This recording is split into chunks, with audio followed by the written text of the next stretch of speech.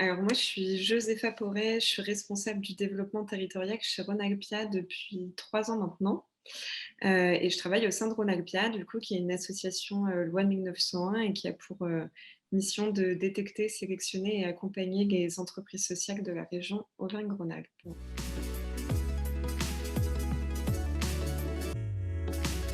Donc, chez Ronagpia, on croit à l'entrepreneuriat social, comme levier de développement des territoires, ruraux, mais aussi des territoires urbains.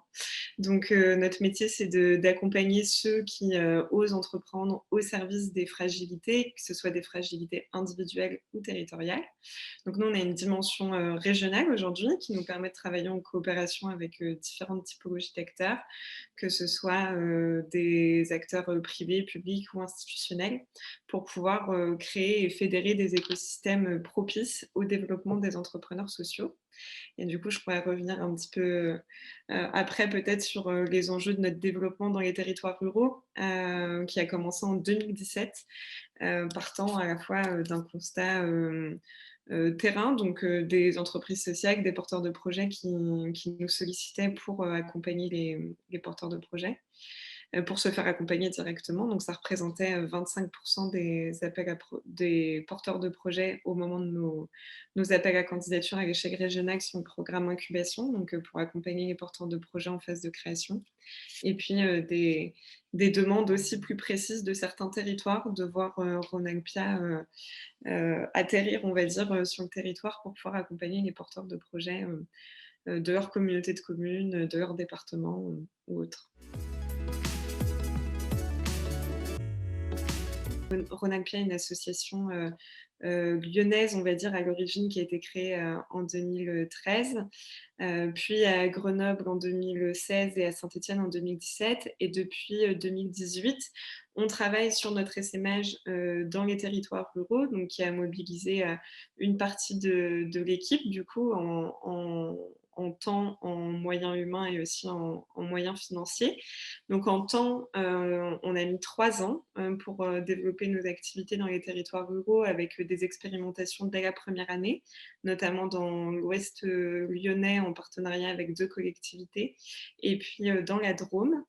Donc on était 2, à l'époque, à suivre, ce déploiement territorial, hem, qui a débuté en 2000, fin 2017, début 2018, sur une étude action, pour essayer de bien identifier quels étaient les enjeux de ces territoires ruraux, quels étaient les besoins sociaux, et environnementaux prioritaires. Donc est-ce que c'était lié à la mobilité, aux enjeux d'accompagnement des personnes fragiles, des enjeux en lien avec, l'accompagnement au vieillissement de la population. Donc une première compréhension des enjeux des territoires ruraux.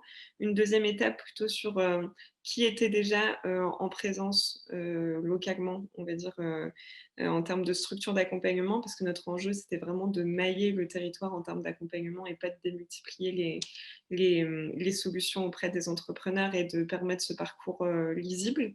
Et puis, de rencontrer des entrepreneurs, des territoires ruraux pour essayer de bien comprendre quels étaient leurs, besoins spécifiques. Donc voilà, ça nous a déjà pris 6 mois. On a développé des premières actions d'accompagnement et des premières antennes, à partir de mi-2018, avec des premiers accompagnements qui ont été lancés début 2019. Et aujourd'hui, 3 ans après, on a, 5, points d'ancrage, territorial dans notamment en ruralité, et puis, 3 en métropole. Donc on est à 11, territoires d'impact, de Rhône-Alpia sur, les 8 dernières années, et sur les 3 dernières années, 5 nouveaux territoires. Aujourd'hui, en termes de, donc je vous disais tout à l'heure qu'on était 2 à l'origine quand on a commencé le déploiement territorial. Aujourd'hui, on est 6.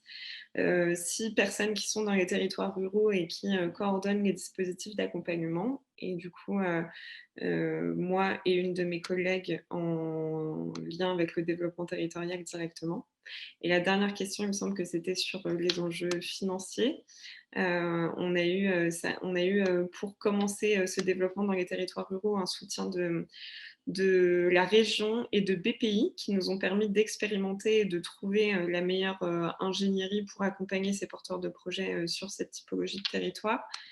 et des fonds privés aussi, notamment de la Fondation Entreprendre et de la Fondation RTE qui nous ont permis d'expérimenter ces dispositifs. Et aujourd'hui, nos actions dans les territoires ruraux représentent 33% du budget de Ronalpia, donc un tiers. On a su prendre le temps, on va dire, de la coopération, de la rencontre avec les acteurs qui étaient présents localement et on se rend compte que c'est vraiment un gage de pérennité et d'ancrage de Ronalpia aussi sur les territoires. Donc, en tout cas, je pense qu'on referait la même chose sur le temps qu'on a pris sur l'étude d'action et sur la mise en place de nos antennes localement. Et puis, d'impliquer aussi les collectivités territoriales dans le cadre de la construction du projet qui donne à la fois un ancrage fort à nos antennes aujourd'hui et puis en lien directement avec les projets qui sont portés politiquement, on va dire, par le territoire, donc qui donne plus de force et d'ancrage aussi pour les porteurs de projets qu'on va accompagner par la suite.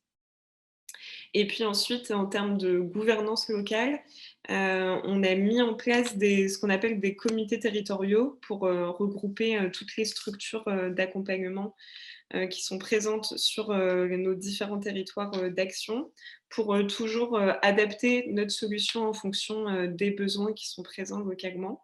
Donc, de la même manière, je pense qu'on referait la même chose, en tout cas, parce que ça nous a permis, nous, de faciliter notre ancrage et puis faciliter aussi la détection des porteurs de projets, faciliter l'accompagnement et puis l'effet d'opportunité aussi pour les entrepreneurs sociaux qu'on accompagne.